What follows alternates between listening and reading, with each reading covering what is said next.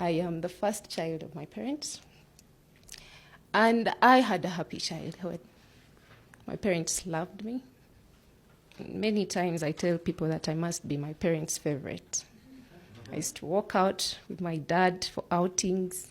He visited me so many times, even when I moved into boarding school. Even when I got to university, I walked arm in arm with my dad. That was weird because everyone wanted to be independent at the university, but I came with my dad. Growing up, my dad was really nice to us. He would come back by 5 p.m. to tell us stories, riddles about our culture and traditions. You know, even when we went to some of the best schools in Uganda, my dad insisted that we must speak our traditional language. We would not speak English back home. Well, like some people look at it as a privilege. I remember particularly something I picked as a child. My dad told me that when addressing men, you need to look at them straight in their eyes. If you're shaking their hands, make it a firm handshake. So I grew up strong and firm and confident at quite an early age. However, my world changed when I was about 9 or 10. In the year 1997, on the 24th of December, as is tradition, during Christmas season, we go back to the village in the countryside and we pack up all our Sunday best clothes, all of our food, and just go out there to celebrate with our grandparents, aunties and uncles and everyone else. So it's a really good time because as a child, you're looking forward to playing and learning new games and sharing what you learned from the school year and your report cards and, you know, get all of this applause from everyone.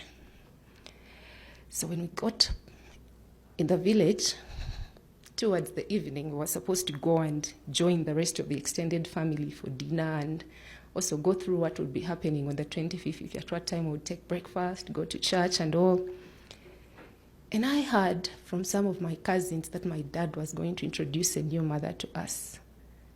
Please understand that polygamy is legal in Uganda, and some of my relatives had several wives, but not my dad. And you also need to understand that my dad was relatively wealthy, but my mom had 5 girls. He needed an heir, someone to take after him and inherit his property. In our culture, a girl cannot inherit property. So I was confused. We have a new mother. My parents are an educated lot. What does that mean? And I didn't know how my mom would take it, and there's a bit of tension. So when it got to dinner time, my mom asked us to get into her house.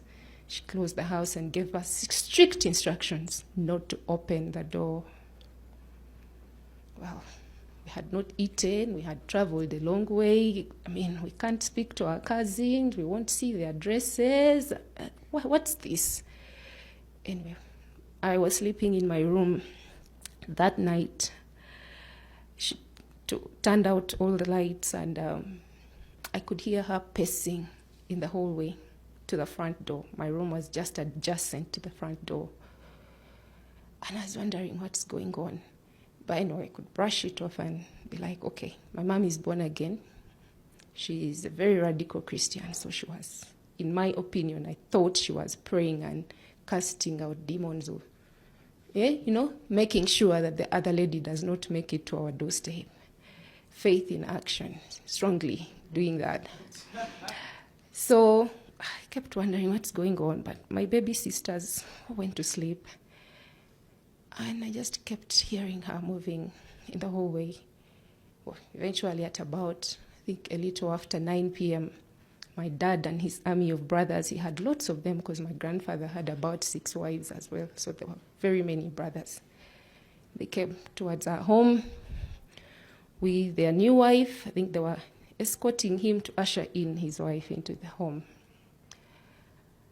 And when they approached the front door, my dad pounded the door. "Open the door!" He started screaming. My mom was quiet. In the dead of the night, everyone is quiet. And I was wondering what's going to happen. Open the door, he kept screaming. No sound.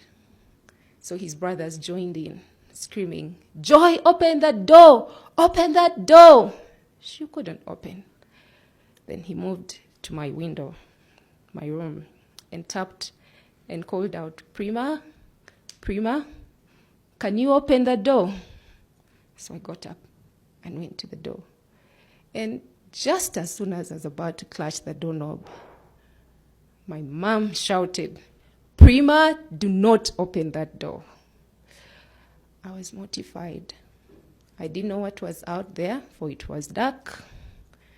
And my mom was tough and a bad cop in the home.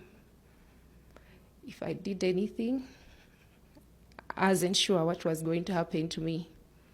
And I didn't know what was happening to my dad out there. So I was just stuck and confused between the door and my parents exchanging across. Well, my dad had the shout at me from outside, and alongside his brothers, they burst into the door and broke it open and got in. And they had a very bitter exchange. And I was just looking. My dad had his brothers with him, and they were, of course, cheering him, and my mom was just crying. And I remember clearly my dad telling my mom that this is my home. I can do what I want. If you do not want to stay, pack your bags and leave. And my mom kept saying, I contributed to this wealth. I contributed to the construction of this house. What becomes of me? And he said, you can take the roof and leave. I was in shock. I had never seen my dad angry. I had never seen my dad express so much frustration and anger. And the next day we packed our bags and left. He didn't come after us. Today, almost 2 decades later, I'm a human rights lawyer, and I've specialized in strategic litigation, which involves providing free legal services and challenging systems. I looked at the system of patriarchy and how it envisioned women in our community as less than the men, as having men being entitled and the men not. So I have devoted my work and career towards supporting men to get women to access justice in our community. Thank you.